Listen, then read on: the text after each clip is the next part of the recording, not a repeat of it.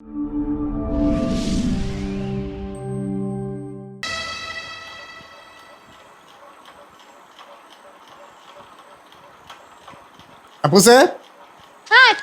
അച്ഛന് നേരത്തെ ആണല്ലോ. ഇന്ന് അച്ഛന് സ്റ്റേഷനിൽ വലിയ ജോലിയൊന്നും ഇല്ലാത്തതുകൊണ്ട് അച്ഛൻ നേരത്തെ ഇറങ്ങി. പഠിക്കുക ഇത് മോക്കുള്ളതാ. എന്താ അച്ഛാ ഇത്? ഇത് കുറച്ച് ബിസ്ക്കറ്റ്, ചോക്ലേറ്റ്, ലഡു, ജിലേബി എല്ലാം മോക്ക് ഇഷ്ടമുള്ള സാധനങ്ങളാ. അച്ഛൻ ഇത് എവിടെ നിന്ന് കിട്ടി? ഇത് കിട്ടിയതല്ല, അച്ഛൻ പൈസ കൊടുത്ത് മേടിച്ചതാ. ഇത്രയോ? അച്ഛൻ ഇതുവരെ ഇങ്ങനെയൊന്നും മേടിച്ചോണ്ട് വന്നിട്ടില്ലല്ലോ. അച്ഛൻ പലപ്പോഴും വാങ്ങണമെന്ന് വിചാരിക്കും, പക്ഷേ ഈ ജോലിയുടെ തിരക്കൊണ്ട് അച്ഛന് വാങ്ങാൻ പറ്റിയില്ല. അപ്പൊ ഇന്ന് അച്ഛന് സമയം കിട്ടി, അങ്ങനെ ഇതെല്ലാം മേടിച്ച്. മോളെ ഇത് കൊണ്ടുപോയി അമ്മ എടുത്ത് കൊടുക്ക്, എന്നിട്ട് അച്ഛൻ മേടിച്ചോണ്ടെന്നാണെന്ന് പറയും. ഓക്കേ അച്ഛാ.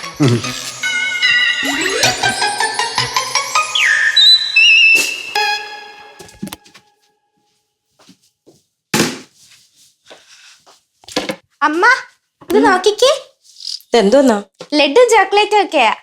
എവിടുന്നാ? അച്ഛൻ മേടിച്ചോണ്ട് വന്നതാ. അച്ഛനോ? എന്താ അച്ഛനൊന്ന് മേടിച്ചോണ്ട് വന്നൂടെ?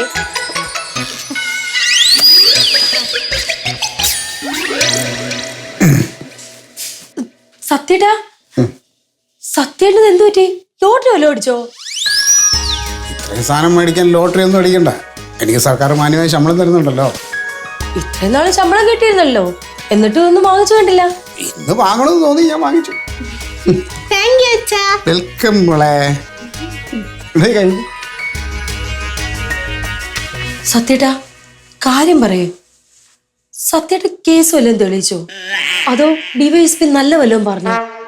എന്താ സംഭവിച്ചേ?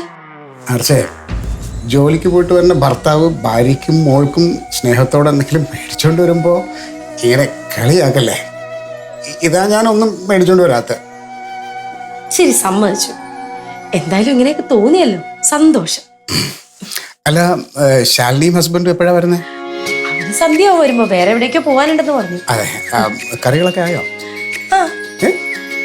എല്ലാം beef roast, fish fry, chicken curry എല്ലാം.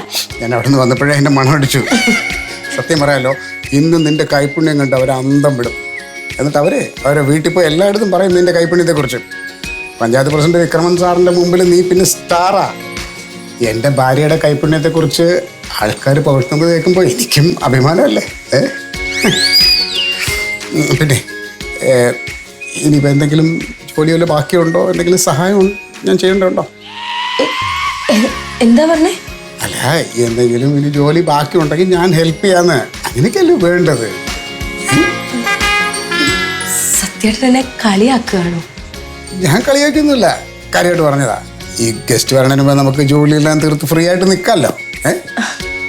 അതിന് ജോലിയൊന്നുമില്ല, എല്ലാം കഴിഞ്ഞു. കഴിഞ്ഞു അല്ലേ? സത്യേട്ടൻ പോയി ഡ്രസ്സ് മാറിയിട്ട് വാ, ഞാൻ ചായ എടുക്കാം.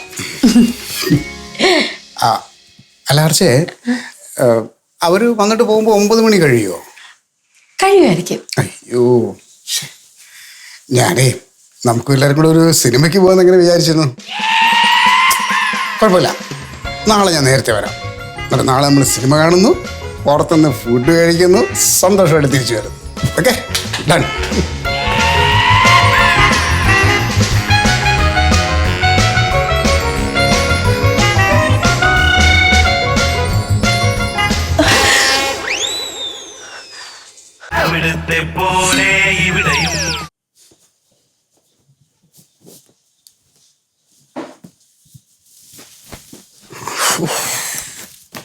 കുടുംബജീവിതം സമാധാനമായിട്ട് കൊണ്ടുപോയി എന്തെല്ലാം സാഹസങ്ങൾ കാണിക്കണം.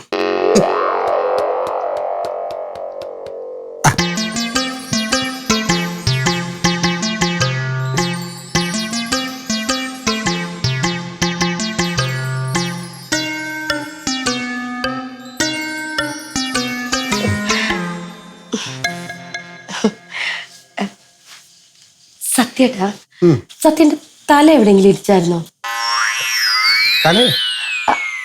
അല്ല, സത്യേട്ടനൊരു പോലീസുകാരനാണല്ലോ, അപ്പൊ പല ബഹളത്തിന്റെ ഇടയിൽ തല വല്ലയിടത്ത് ഇടിക്കോ പറഞ്ഞു വീഴോ മറ്റോ ചെയ്തോ? നിനക്കെന്തപ്പം അങ്ങനെ തോന്നാൻ? ആകെ മൊത്തത്തില് സത്യന്റെ പെരുമാറ്റത്തിനൊരു കുഴപ്പം. എന്ത് കുഴപ്പം? ഇതെത്ര? അത് 1. ഇതോ? 5. നിനക്കതെന്ത് പറ്റി? സത്യന്റെ പതിവില്ലാത്ത പെരുമാറ്റത്തില് സംശയം കൊണ്ട് ചോദിച്ചതാ.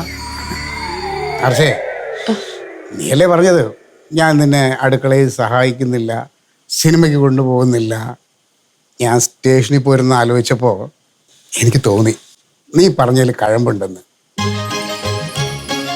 ഈ ജീവിതം എന്ന് പറഞ്ഞാൽ ഒരാളുടെ മാത്രം ഇഷ്ടമല്ലല്ലോ, അല്ലേ? സത്യത്തില് സത്യേട്ടാ, എനിക്കിതൊന്നും വിശ്വസിക്കാൻ പറ്റുന്നില്ല. ദൈവം എന്റെ പ്രാർത്ഥന കേട്ടു സത്യേട്ടാ. അപ്പോഴേ ഇന്നത്തെ വൈകുന്നേരം നമുക്ക് ആഘോഷിക്കണം. ആഘോഷിക്കാം. ശാലിനിയും ഭർത്താവും വരട്ടെ. വരട്ടെ. ആ ആലീസ് ഡോക്ടറും കൂടെ ഉണ്ടായിരുന്നെങ്കിൽ നമുക്ക് അടിപൊളിയാക്കായിരുന്നു.